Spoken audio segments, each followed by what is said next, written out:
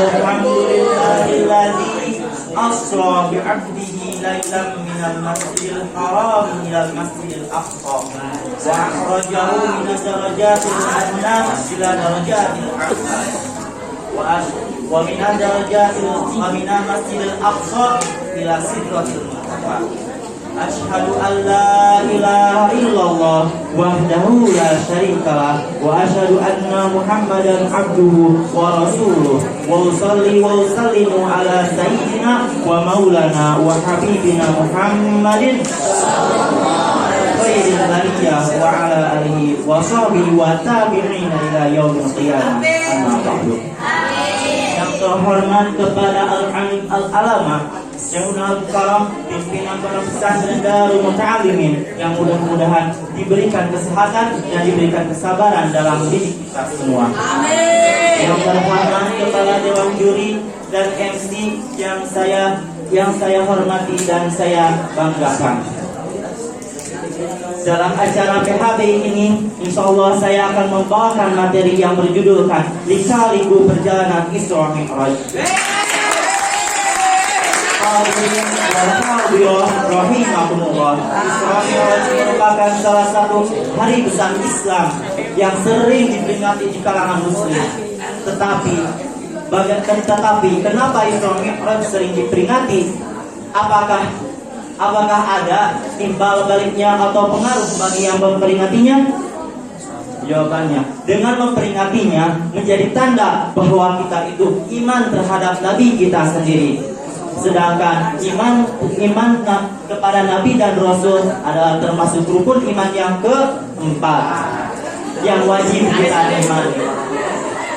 Untuk lebih luasnya kita bedah artikel yang mengenai Isra Mi'raj secara tafsirnya.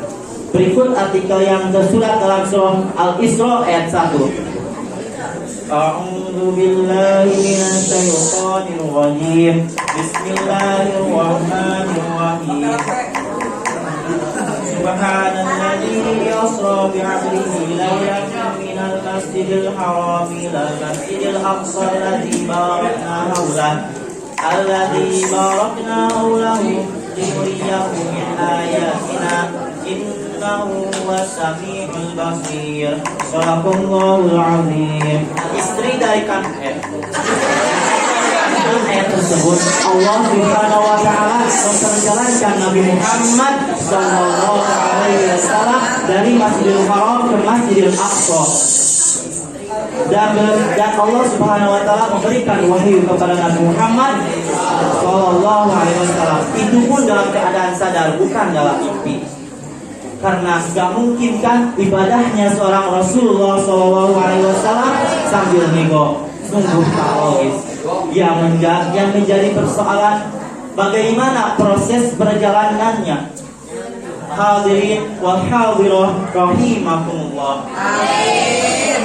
Kita tarik sejarah yang bertepatan dengan malam Senin tanggal 27 bulan Rajab tahun 10 Hijrah. Pada malam hari Rasulullah sallallahu alaihi wasallam diperjalankan oleh Allah Subhanahu wa taala dengan mengendarai buruk. Ngomong-ngomong soal buruk, apa itu buruk? Apakah seperti ini? Itu manusia atau setan? Yang jelas buruk itu adalah makhluk Allah Subhanahu wa taala yang seperti diriwayatkan dalam hadis Al-Bani Anas bin Malik menuturkan bahwa Rasulullah SAW bersabda, buruk yaitu hewan yang berwarna putih yang lebih besar dari keledai dan lebih kecil dari bagal.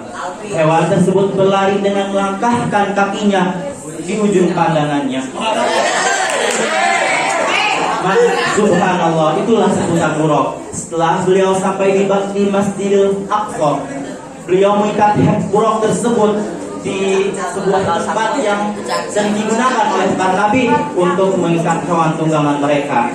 Kemudian beliau sholat 2 rakaat. Setelah sholat, Jibril pun menghampirinya dan menawarinya 2 gelas. Yang satu berisikan air susu, yang satunya lagi berisikan air khamr. Santriyin, air susu atau air khamr?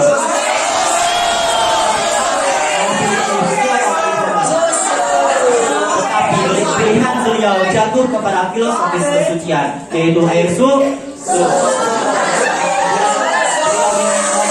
Ke langit pertama dan bertemu dengan Nabi Adam alaihissalam. Ke langit kedua beliau bertemu dengan Nabi Isa dan Yahya alaihissalam. Ke langit ketiga beliau bertemu dengan Nabi Yusuf alaihissalam. Ke langit keempat beliau bertemu dengan Nabi Idris alaihissalam. Dan ke langit kelima beliau bertemu dengan Nabi Harun alaihissalam. Dan ke langit keenam beliau bertemu dengan Nabi Musa alaihissalam.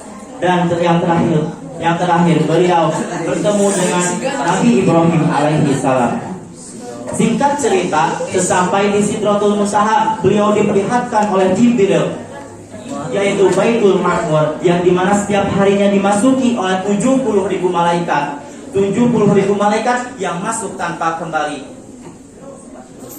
Dan beliau pun diwajibkan oleh Allah Subhanahu wa taala, yaitu salat 50 waktu, namun kemudian dikurangi menjadi 5 waktu. Setelah proses penawaran yang berkali-kali, sehingga beliau merasa malu di hadapan Allah Subhanahu wa taala. Santriyin wa santriya as'ada rahimakumullah. Amin. Setelah proses perjalanan Isra Mi'raj, banyak orang yang tidak percaya dan gugur keimanannya sehingga menustakan Rasulullah Shallallahu Alaihi Wasallam. Seperti dalam hadis yang diriwayatkan an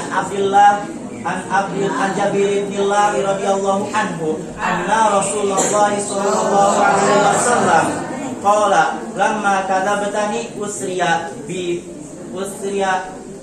ila Masjidil Aqsa wa kuntu fil hajri fajalallahi li Masjidil Aqsa wa fatafiqtu ukhbiruhum an ayatihi wa ana anzuru ilaihi. Kesimpulannya, tuba liman yahani wa ahmanabi wa tuba liman yarani wa ahmanabi. Dalam memperingati hadanallahu wa iyyakum ila ajma'in wa billahi hidayah wa taufiq. Wassalamu alaikum warahmatullahi wabarakatuh.